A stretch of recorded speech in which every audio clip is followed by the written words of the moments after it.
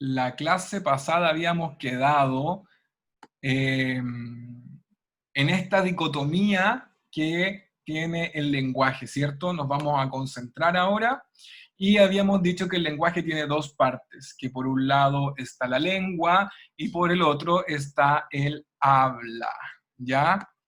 José Chávez no estuvo en la clase pasada, no se preocupe. No se preocupe porque toda la clase está en Schoology y además la vamos a colgar a el canal de YouTube, así que suscríbase, no se preocupe. Ya, la clase pasada entonces habíamos dicho que la lengua tenía dos partes, ¿cierto? El lenguaje tenía dos partes, por un lado la lengua y por otro lado el habla, y que habían algunas diferencias. La lengua la encontrábamos en el diccionario y pertenecía a la norma, y el habla era un proceso psicofísico tanto de la cabeza como de el aparato fonador, y que lo encontrábamos en la calle, ¿cierto? En la calle. Ya. Seguimos avanzando y dijimos que tenía 4 características principales, pero ahora estábamos hablando del signo lingüístico, propiamente tal. 4 características principales del signo lingüístico. Era arbitrario, era lineal, podía ser mutable o inmutable, y era un proceso psíquico también. ¿De acuerdo? Ya. Eso era a modo de recuerdo de la clase anterior. Y estuvimos hablando acerca de la semiología, que era esta ciencia. La semiología era una ciencia que estudiaba la vida de los signos en el marco de la vida social y psicológica. La vida de los signos en la vida social. Cómo estos signos que estaban en un libro vivían en un contexto, ¿cierto? Eso es lo que estábamos diciendo.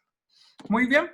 Entonces aquí les presento esta obra de arte de un autor belga que se llama René, que publicó una serie hizo una muestra de arte, y lo que llamó la atención fue este cuadro que dice: esto no es una pipa, ¿cierto? Entonces, si no es una pipa, ¿qué es lo que es? ¿Qué se imaginan que puede ser? Un barco, por ejemplo, perfecto. Un pan, ya. Una pintura, un poroto, un caracol, arte, una lengua, una tetera, perfecto. Y muchos podemos darle significados distintos, ¿verdad? Una manilla, por ejemplo, una nariz, etc. Lo interesante de esta obra que todos estamos mirando, que podríamos decir que esto no es una pipa, porque ahí radica lo interesante de la obra, es que este señor, que le estoy poniendo aquí los datos, el artista surrealista belga, René Magritte, nos presenta parte de la serie de cuadros titulada La traición de las imágenes. Su obra más famosa, Esto no es una pipa. Entonces, cuando él pone esto no es una pipa, la gente se preguntaba: si no es una pipa, entonces, ¿qué diantres es? Cuando le preguntaron, él respondió que en realidad no era una pipa, sino que era un cuadro o una foto o una imagen o una pintura de una pipa. Entonces eso causó gran conmoción, porque algo provocó en la gente se imaginaba al leer esto no es una pipa, se imaginaba qué otra cosa podía ser, aunque eventualmente y a grandes rasgos realmente parecía una pipa. Entonces, él a través de esta presentación, de esta serie de cuadros, dejó a la gente pensando un poco más allá, ¿cierto? Con esta respuesta que dio de que en realidad no era una pipa, sino que era el cuadro de una pipa. Ya. Lo pongo en esta clase porque me sirve como ejemplo para hablar acerca de la semiología. Pero vamos a retomar el tema del signo lingüístico que yo les dije que era como una pokebola. ¿Por qué? Porque era una cuestión redonda, que estaba dividida en dos, ¿cierto? Entonces aquí les presento el signo lingüístico y vamos a dividir el signo lingüístico en dos partes, 50 y 50, tal cual. Dibuje usted entonces en su cuadernito el signo lingüístico, que es un círculo, lo divide en dos y pone significado y significante. El significado y el significante son las dos partes principales del signo lingüístico. ¿Ya? Entonces, vamos a decir que estas dos partes componen juntas el signo lingüístico. Y aquí tengo un ejemplo para que lo puedan entender mejor. El significado es la imagen acústica que se nos viene a la cabeza cuando decimos una palabra. ¿Sí? Significado, entonces, yo me imagino, digo perro, y me imagino ese contenido mental, como dice la Catalina Barría, ese contenido mental que se me viene a la cabeza cuando yo digo perro. Y el significante, por otro lado, es el conjunto de letras, el conjunto de códigos, independiente del idioma, que representan a ese significado. Entonces, el significante de perro es la P más la E más la R más la R y más la O. Y el significante de perro en inglés es la D más la O más la G. Y así sucesivamente. Entonces, cuando yo junto significado y significante, logro mi signo lingüístico. Y esto es súper importante porque viene a comprobar lo que decíamos de que el habla es un proceso psicofísico.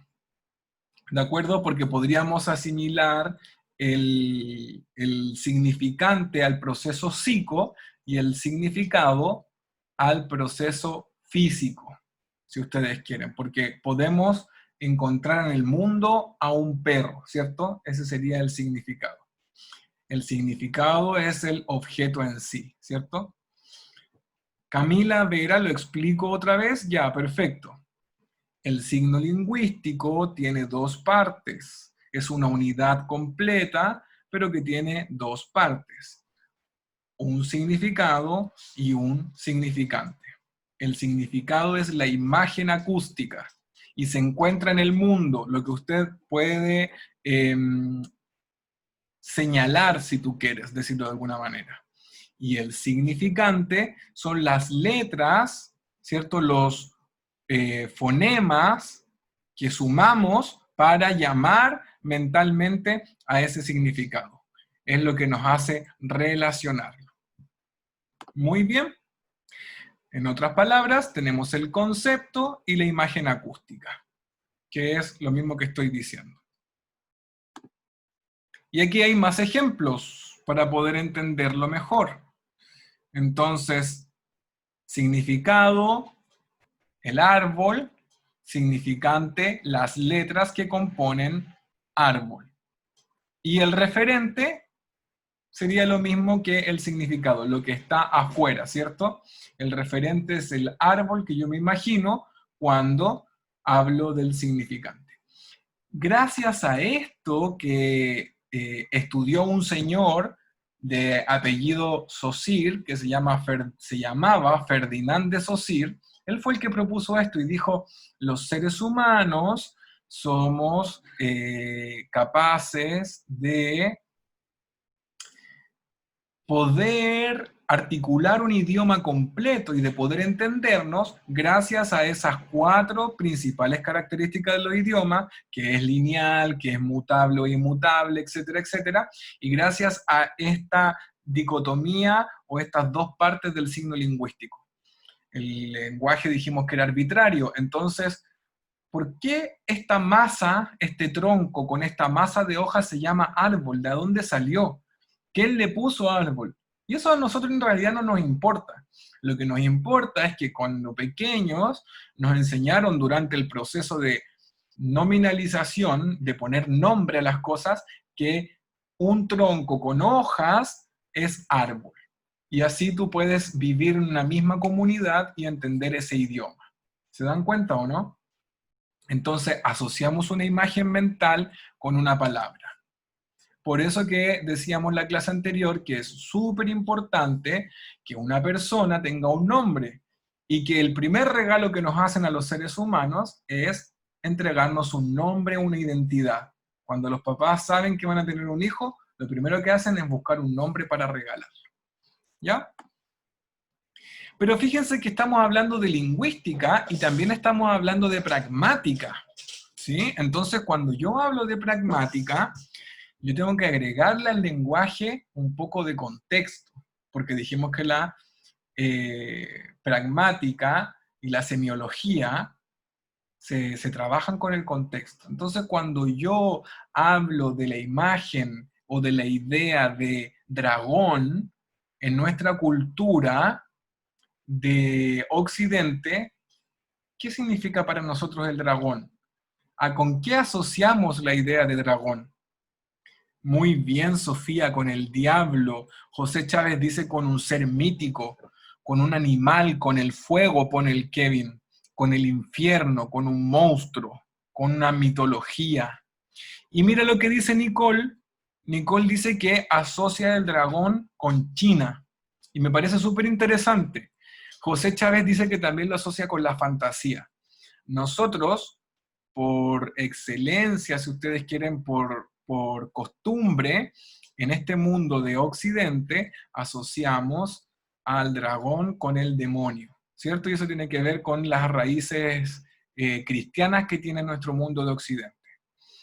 Entonces tenemos un concepto, que es el concepto de dragón, que si lo bañamos por el mundo de Occidente, vamos a asociarlo principalmente con el demonio y por lo tanto con algo positivo o algo negativo. Con la maldad, dice Moisés, muy bien Karen Reyes, con algo negativo, porque el demonio no es una figura positiva. Sin embargo, si yo, como dijo la Nicole, me cambio de contexto y me voy al oriente y hablo del dragón y busco la significación semiológica o pragmática del dragón, muy bien, Cami, Calisto, perfecto, es un símbolo de buena suerte. ¿Ya? Entonces, en Oriente, el dragón es símbolo de la buena suerte, y todo lo contrario, en el mundo de Occidente, en nuestro mundo, el dragón es símbolo del demonio, de algo negativo, algo positivo versus algo negativo. Este mismo ejemplo que estoy poniendo ahora, también se observa en los colores fúnebres, ¿ya? Por ejemplo, ¿cuál es el color fúnebre de nuestra cultura?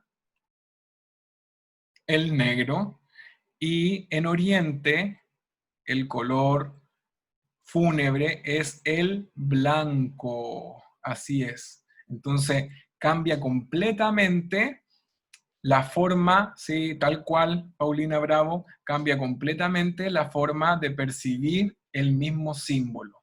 Y a eso entonces le llamamos semiología o pragmática, que es el estudio del signo, pero no suelto, sino que acompañado de un contexto. No tenía idea, dice la Violeta. Así es. ¿Ya? Pero muchachos, también podemos decir que la lengua, que dijimos que era una de las partes del signo lingüístico del lenguaje, que es la parte la parte que se encuentra en el diccionario, y es la parte, la norma, ¿sí?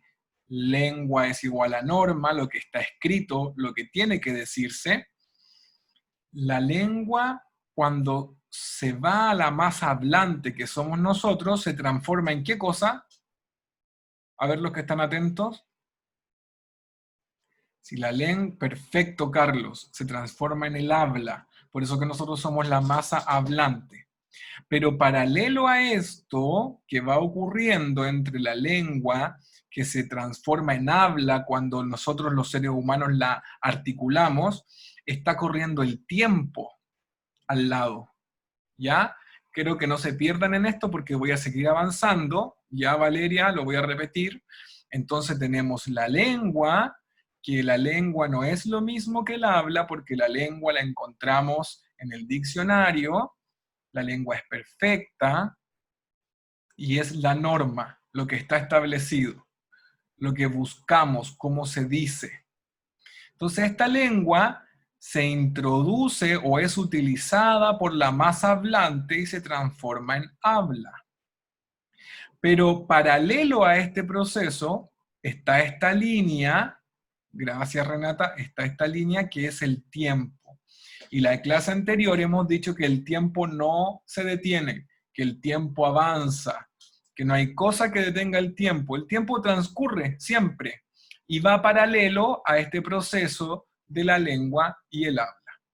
Cuando en la prueba de competencia lectora nos preguntan por vocabulario, nos ponen un texto y nos dicen, según el sentido del texto en el párrafo 4, ¿qué sentido adquiere la palabra X? ¿Nos están preguntando por la aplicación de la lengua o del habla?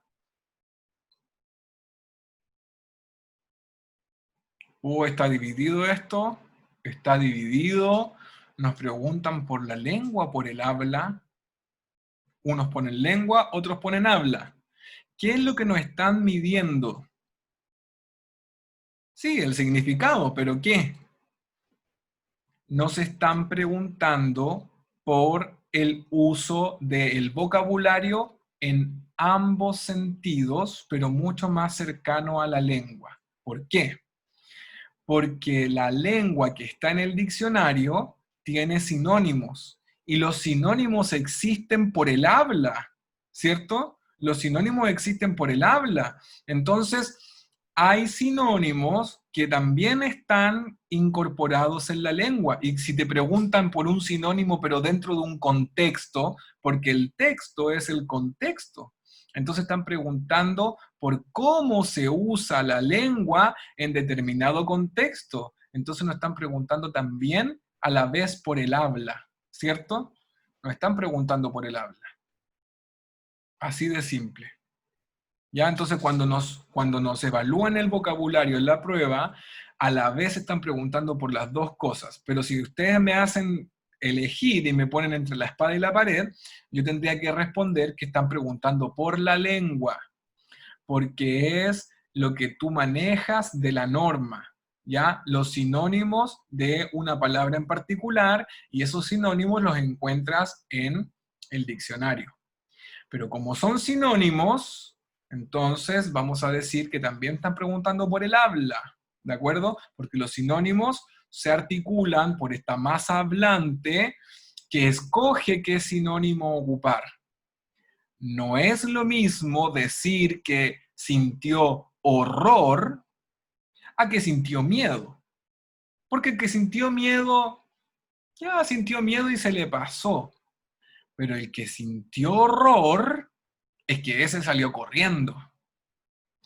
Y el que sintió temor, todos estos son sinónimos. ¿Se dan cuenta o no?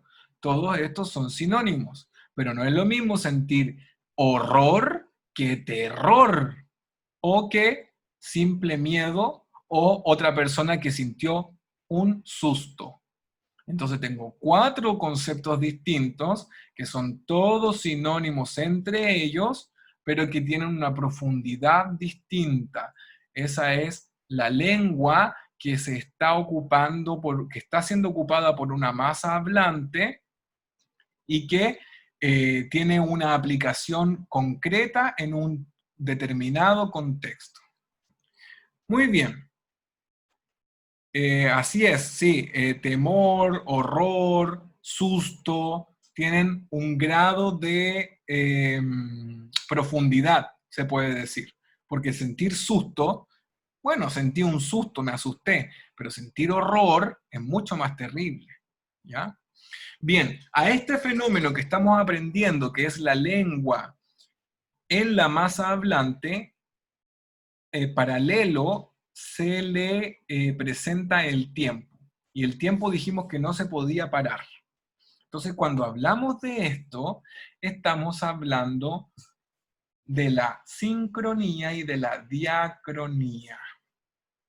Ya, conceptos que ustedes tienen que manejar, que si no los ha escuchado, lo está escuchando ahora. Entonces, cuando hablamos de diacronía y de sincronía, es cuando a la lengua y al habla le agregamos el tiempo, el estudio de la lengua y del habla en un tiempo determinado. Porque ya dijimos en las características que una de las características del signo lingüístico era que era lineal y que era mutable e inmutable, o sea que podía cambiar o que no podía cambiar. ¿Y qué es la diacronía o la sincronía? ¿Qué es la diacronía y la sincronía? Y dice la Paulina Bravo que le fue súper mal en esa prueba.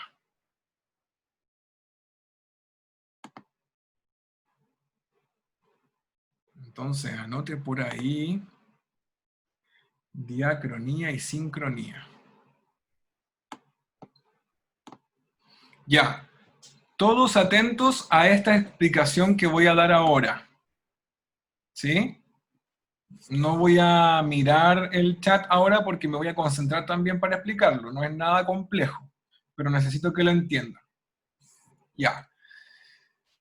Tenemos nosotros un tiempo, ¿de acuerdo? Que va de A a B. Supongamos que aquí tenemos el año 0, ¿sí? En A está el año 0. Y en B está el 2020. ¿De acuerdo? Entonces aquí tenemos toda la historia de la humanidad, del año 0, antes de las cavernas, de los dinosaurios, hasta el 2020, que es el B. Por lo tanto, la línea celeste lo que hace es representar el tiempo, que ya dijimos que no se detiene, que pasa siempre. Hay un desarrollo histórico en el tiempo, que son hechos que se van sucediendo, ¿sí? Entonces hay hitos, no sé, aparecen los dinosaurios, después desaparecen los dinosaurios, la época griega, nace Cristo, etcétera, etcétera, etcétera. La diacronía es el estudio de la lengua en el desarrollo del tiempo. Entonces los hombres en el año 0, estoy inventando, cuando estaban en las cavernas, hablaban con sonidos guturales. ¿Se acuerda que su profesor de historia le enseñó que estaba el Homo sapiens, el Homo erectus, que se podía erguir, era bípedo, tenía 2 piernas, y que empezaron a tratar de comunicarse con sonidos guturales que salían de la garganta, ¿cierto? Como unos verdaderos primates. Entonces, desde ese momento que parte la lengua propiamente tal como una cuestión fonética, ¿sí? Entonces, la lengua se va a desarrollar junto y linealmente con el tiempo. A ese desarrollo histórico del tiempo con la lengua le vamos a llamar diacronía. Y la diacronía, en otras palabras, es el estudio de la lengua a través del tiempo. Así de simple. El estudio de la lengua a través del tiempo. Lo diacrónico. Pero yo, por otro lado, voy a decir ahora, quiero saber cómo hablaba la gente en la Edad Media. Entonces, la Edad Media, por ejemplo, la burguesía va del siglo X al siglo XIII. Entonces, el punto amarillo que está aquí es el siglo XI, ¿ya? Supongamos el siglo XI del español. Entonces voy a ir al punto amarillo, que es el siglo XI. Estamos hablando de la Edad Media, estamos hablando de la burguesía. No, estamos hablando de, no es la burguesía todavía, estamos hablando de el feudalismo, que va del siglo X al XIII. Y yo quiero saber cómo hablaban el español en ese año en particular, cómo se articulaba el español. Entonces yo no estoy hablando de la diacronía, que es el desarrollo del lenguaje, sino que estoy hablando de un punto particular, que es el siglo XI, que es la Edad Media, que es el feudalismo, y estoy hablando de una etapa precisa. Y cuando yo estudio el lenguaje de esa etapa precisa, a eso le llamo un estudio sincrónico, el estudio sin un tiempo determinado. Claro, tiene un tiempo porque es el siglo XI, ¿sí? Pero no hay una evolución. Yo no estudio la evolución del lenguaje, porque eso es estudio de la diacronía. Ah, entonces la diacronía yo puedo comparar y decir cómo hacer una comparación de cómo hablaban los chilenos en 1910 para el centenario del país y cómo hablaban los chilenos o cómo cambió o evolucionó el lenguaje en, en el 2010 para el bicentenario. ¿Se dan cuenta? Entonces ahí estoy haciendo un estudio diacrónico porque veo el desarrollo de 100 años del lenguaje de los chilenos en particular. Entonces, en simples palabras, la diacronía es el estudio del lenguaje en su evolución a través del tiempo y la sincronía es el estudio del lenguaje en una etapa precisa, concreta, sin desarrollo. Es la descripción de un momento del lenguaje, porque el lenguaje siempre está evolucionando, siempre está evolucionando. El diccionario, para que ustedes sepan, de la Real Academia Española, que son los que nos rigen a los 21 países de lengua española, va en su 23ª edición. ¿Qué quiere decir eso? Que han existido 23 diccionarios antes. Y hace poquitos diccionarios atrás, si ustedes quieren, se empezó a agregar el nombre arquitecta, abogada, doctora, o sea, el femenino, a todos estos nombres de profesiones, ¿ya? Y eso va evolucionando, porque antes no existía la palabra arquitecta, porque no existían las arquitectas, así de simple. Y en la última edición del diccionario, entonces, se agregó el chatear, tuitear, whatsappear. ¿Por qué? Porque son cosas que van evolucionando y junto de la mano de la evolución de la tecnología, entonces también va la evolución del lenguaje. Y eso es diacrónico. Sí, ambos estudian Nayeli Flores, la lengua y el habla. Ya, entonces podemos seguir avanzando porque ya sabemos lo que es la diacronía y la sincronía. Y ahora voy a poner un ejemplo de la diacronía y la sincronía. En la diacronía vamos a decir que encontramos una cinta antiguamente, pero ahora una película. Antes la gente decía que iba al teatro, pero se estaba refiriendo a que iba al cine. ¿Sí? Entonces esos son cambios o evoluciones de la diacronía, evoluciones del lenguaje. Antes se le decía lavarropa, ahora lavadora. Antes le llamaban bañera, pero ahora le llamamos tina. Antes la gente dormía en la alcoba y ahora dormimos en el dormitorio. Y antes la gente iba a la botica, pero ahora vamos a la farmacia. Bárbara, Patricia, Arriagada. La sincronía es el estudio del lenguaje en un momento determinado. Y la diacronía es el estudio de la evolución del lenguaje. Y aquí hay algunos ejemplos de diacronía, ¿se dan cuenta? Entonces, aquí hay un ejemplo más concreto si ustedes quieren. El concepto es fiesta. Vamos a decir que el concepto particular de este ejemplo es fiesta. Pero en la antigüedad, nuestros abuelos iban a un malón. Y nosotros estamos invitados a un carrete. Y últimamente se está escuchando con más fuerza en los hablantes el vocablo mambo.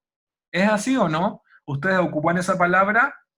¿El mambo? Sí, me hacen así la mayoría, ¿ven? Ya, entonces eso habla de la evolución del lenguaje, ¿ya? Y a lo mejor, yo creo que carrete todavía no está en el diccionario. Sí puede ser que esté malón. Carrete como en la acepción referido a una fiesta, ¿ya? Pero mambo, si es un vocablo que toma más fuerza en los hablantes, o sea que quiere decir que más personas las ocupan, la palabra mambo, refiriéndose a una fiesta, lo más probable es que ya una acepción sea que es un baile, porque el mambo es un tipo de baile, así como la cumbia, pero que también al decir mambo nos refiramos en particular en Chile a una fiesta. Entonces aquí hay un ejemplo de cómo este concepto particular de fiesta ha evolucionado en el tiempo. Esto sería parte de un estudio diacrónico de la evolución del lenguaje. ¿Va quedando más claro o no? Muy bien, perfecto. Sigamos avanzando entonces, porque ahora vamos a tener que hablar de otros dos términos que van a ser fundamentales a la hora de dar la prueba de competencia lectora.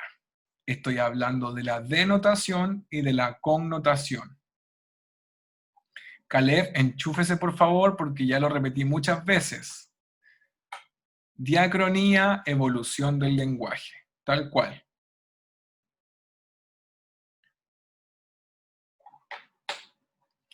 Mara González, yo te puedo dar un ejemplo de sincronía, pero no hay con qué compararlo, porque la sincronía no compara palabras. Entonces, si tú quieres, podría hacer una descripción de cómo es la lengua de los chilenos, pero no tengo que ponerte palabras porque no las puedo comparar entre sí, sino decirte, ya, los chilenos en el año 2020 están ocupando muchas palabras, y una de las que más estaban ocupando es pandemia, virus, prevención. ¿Te das cuenta? Eso sería un ejemplo de sincronía. Ya, vamos a pasar a estos dos temas importantísimos para la prueba de transición: la denotación y la connotación. Así que ponga atención. ¿Qué vamos a decir de la denotación y de la connotación? Vamos a decir que el lenguaje tiene una significación. ¿Y qué es lo que es la significación? Es la relación entre ambos elementos, el significado y el significante, que era la pokebola, ¿se acuerdan? Dependiendo del contexto de uso, el significado puede ser denotativo o connotativo. ¿Han escuchado estas palabras antes o no? Yo creo que sí, ¿cierto? Ya, muy bien. ¿Y saben lo que significa? ¿Realmente? Ah, ya, la mayoría lo ha escuchado.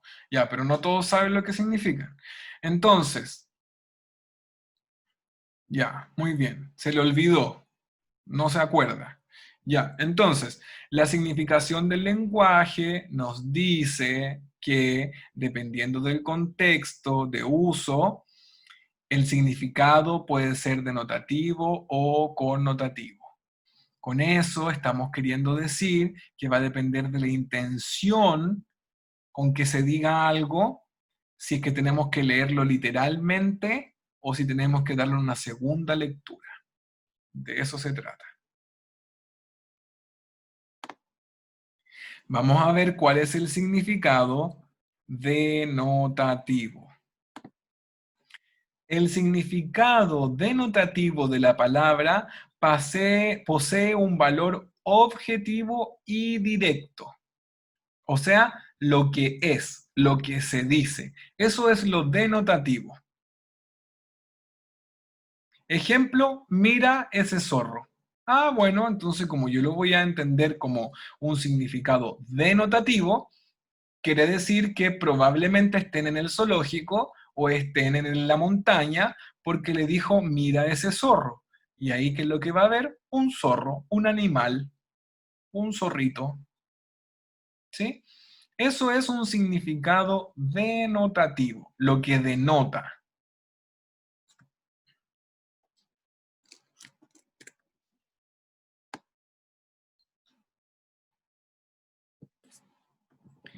Pero por otro lado, vamos a entender que existe también el significado connotativo. Y el significado connotativo entonces de la palabra no posee un valor directo ni objetivo, sino que tiene un valor subjetivo e indirecto. Ejemplo, ¿qué zorro eres? ¿Qué zorro eres? Y ahí no está diciendo que es una persona que tiene orejas puntudas, peluda y con una cola larga como un zorro. No, está diciendo que es una persona muy astuta, muy inteligente. ¿Ya? Y el Alex Ortiz dice que le llegó. Entonces deberá ser inteligente Alex. ¿Ya? Entonces ahí tenemos el valor o la significación connotativa. Lo connotativo requiere de una segunda lectura, requiere de una lectura subterránea. Ya tienes que ir más allá. Lo denotativo es objetivo, en cambio, lo connotativo es subjetivo. Y la prueba de transición lo que hace es medir ambas dos.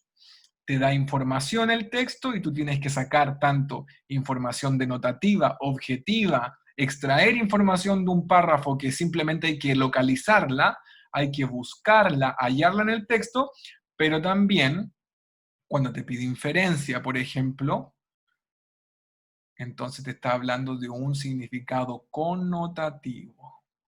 ¿Ya? Vamos avanzando. Y ahora quiero que miren esta imagen de un ilustrador que se llama Alberto Mon, que es chileno. Y pone, yo sabía exactamente quién era. Mi conflicto de identidad empezó cuando conocí la obra de un tal Magritte.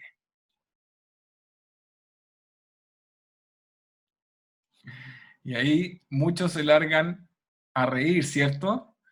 Y claro, no podemos reír Amanda juntos, no podemos reír Cristóbal Ruiz juntos, Violeta, porque manejamos una cuestión, manejamos algo que nos hace reír, porque sabemos, completamos la información que está en esta ilustración, porque no es un meme, ojo, es una ilustración, completamos esa información y nos puede dar risa, porque vemos que la pipa de esto no es una pipa, está yendo al psiquiatra. Y está yendo al psiquiatra por problemas de identidad, ¿o no? Y eso es lo que nos da risa. Tiene problemas de identidad porque no sabe qué es quién es, porque el autor le puso que no era una pipa. Y ahí podemos entender entonces, profe, pero sin el otro no me hubiera reído porque no lo entendería. Perfecto, Nina, de eso se trata. Entonces, tú manejas una información que te hace entender lo connotativo, porque si no, no te podrías reír, tal cual como dice. ¿Se dan cuenta o no de lo importante que es manejar información? Entonces, con el plan anual, yo no sé si ustedes se han dado cuenta, que estoy subiendo imágenes al Instagram de autores. ¿Las han visto o no? Unas imágenes en blanco y negro que subo 2 veces a la semana. Ya. ¿Por qué? Muy bien. También voy a trabajar eso con ustedes, porque más adelante, yo todos los días que tengamos clases les voy a dar una pequeña tarea. Les voy a dar el nombre y la nacionalidad de un autor y ustedes van a tener que, yo voy a subir la imagen, muy bien, ahí me está mostrando al Oscar Hans, ¿cierto? Y ustedes van a tener que averiguar un poco del contexto de ese autor. ¿Por qué? Porque cuando tú lees un texto de ese autor, si manejas el contexto, un poquito del contexto, puedes llegar a entender mejor lo que quiere decir, lo que quiere expresar. Y esto es como la relación entre un amigo. Si yo te conozco a ti, si tú eres mi amigo, y yo te conozco a ti más allá, sé de tu contexto, sé dónde naciste, sé cuáles son tus gustos, cuál es tu familia, yo puedo entenderte mejor porque manejo tu contexto. Pasa lo mismo, muchachos, con los textos. Cuando tú manejas el contexto del autor, por ejemplo, el contexto de producción de la obra, entonces tú lo puedes llegar a comprender mejor. ¿Y qué es lo que hice yo? Me di el trabajo de buscar desde la PSU del 2003 hasta la última todos los autores literarios que aparecían en ella. Todos los autores literarios que la PSU ha ocupado en sus textos. Hice una lista que en algún momento se las voy a colgar en Schoology.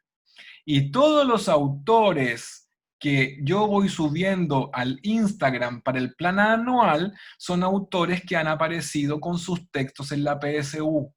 Entonces, por eso que al principio de cada clase yo voy subiendo el autor y vamos comentando acerca de la vida, de la obra, etcétera, etcétera, etcétera. Porque así me aseguro que manejan un poquito más el contexto de esos autores. ¿Ya? Esa es la idea de la tarea y ahora ustedes entienden por qué abajo me ponen comentarios los demás, porque me entregan, es la forma que tienen para hacer la tarea. En los comentarios yo subo la imagen y en los comentarios van poniendo, pegando la información que averiguaron sobre el autor. ¿Ya? De eso se trata. Ya, muchachos, vamos a seguir avanzando con el tema de hoy día y vamos a hacernos esta pregunta y la vamos a responder. ¿Qué agregamos para comprender la ilustración? ¿Qué fue lo que agregamos a la imagen anterior de Alberto Mon, que es la ilustración? Muy bien, Francisca, muy bien. Agregamos, muchachos, el contexto. Cuando yo a un texto le agrego el contexto, entonces puedo entender lo connotativo del lenguaje. Y ya sabemos lo que es lo denotativo y lo connotativo. Y hoy día aprendimos que el signo lingüístico, que es la pokebola, está dividida en dos. Y que ese lenguaje puede ser interpretado de diferentes formas. Si tú vas al diccionario, hay palabras que tienen muchas acepciones. Las primeras clases aprendimos qué es lo que era la acepción de una palabra. Entonces buscas en el diccionario y ahí aparece, no sé, estoy inventando, pasar. ¿Qué significa la palabra pasar? 21 secciones hay hacia abajo de lo que podría referirse la palabra pasar. ¿Sí? ¿Te das cuenta o no? Entonces, de esas 21 acepciones distintas que son los diferentes usos que le damos a una misma palabra, ¿cuál de todas es la que me corresponde a ocuparla en este contexto? Esa es la gracia. ¿Quién puede responder correctamente esas preguntas de la PSU?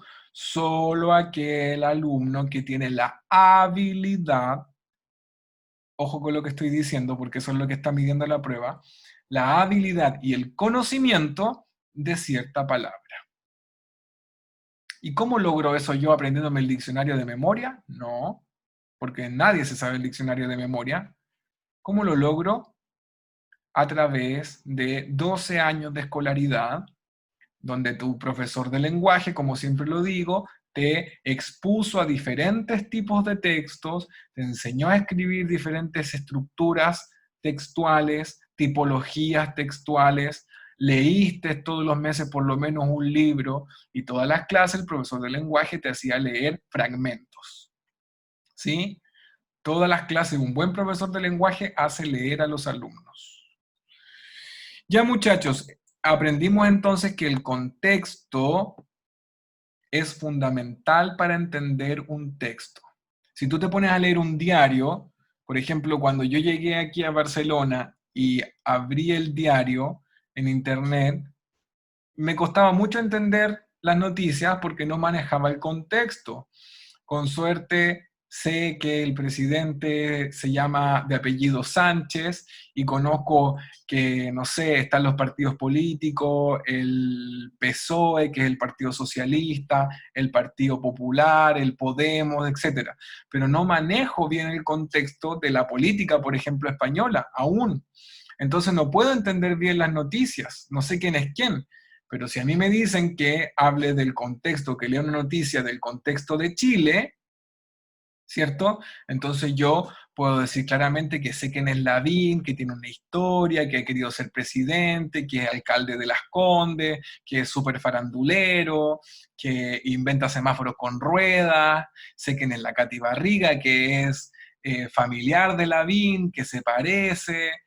Y entonces cuando yo manejo el contexto puedo entender, acceder de otra forma al texto propiamente tal. ¿Ya? Entonces, no olvidar el contexto de la lengua. Eso es fundamental, ¿ya? Lo bueno es que cuando vas a dar la prueba de transición, los textos que ponen ahí son textos que seguramente tú deberías manejar porque son textos pensados en alumnos chilenos, ¿ya? Alumnos que, como tú y como yo, por ser chilenos o por vivir en Chile, no necesariamente ser chilenos, pero vivir en Chile, manejamos el mismo contexto, ¿ya? Ahora, no quiere decir, queridos alumnos, que si ustedes no saben alguna información, no puedan responder correctamente el texto, porque se entiende que con la información basta y sobra con la información que trae el texto, ¿sí? Basta y sobra. No quiere decir que no lo puedas entender, pero yo te aseguro que si tú manejas más información, puedes llegar a una comprensión más profunda. Entonces vamos a definir qué es lo que es contexto.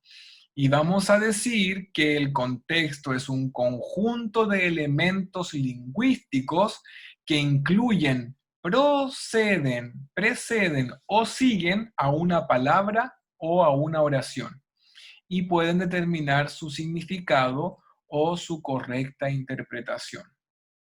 ¿Ya? Eso es el contexto.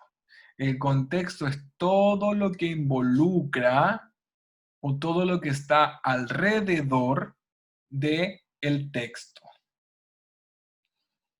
¿Ya? Es un conjunto de elementos. Yo diría que es todo, mucho. ¿Ya? Por ejemplo, una persona que vive en otra nación, una persona que tiene otro género, o una persona que pertenece a otro grupo etario, va cambiando su contexto. Por eso yo decía que tu abuelo lo más probable es que diga septiembre y nosotros nos reímos de eso porque nosotros decimos septiembre, ¿cierto?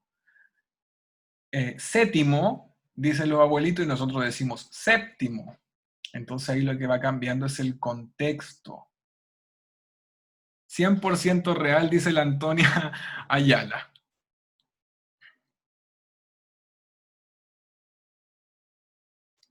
Ya.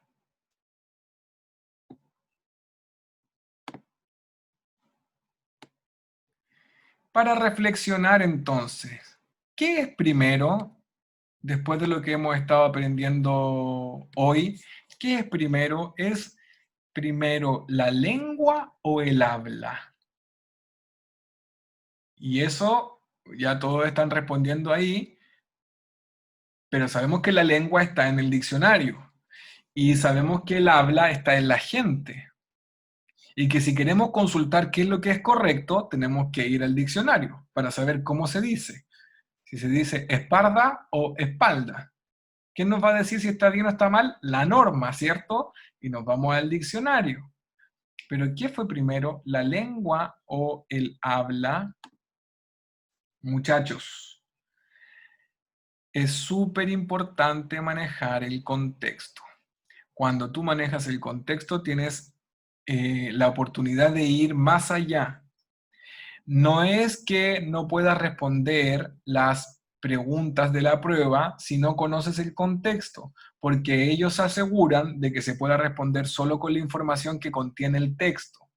Pero te aseguro que si tú conoces la vida de Gabriela Mistral y te pones a leer después los poemas, vas a entender mucho mejor qué es lo que quiso decir en cada uno de ellos, porque maneja su contexto. De eso se trata, ¿ya?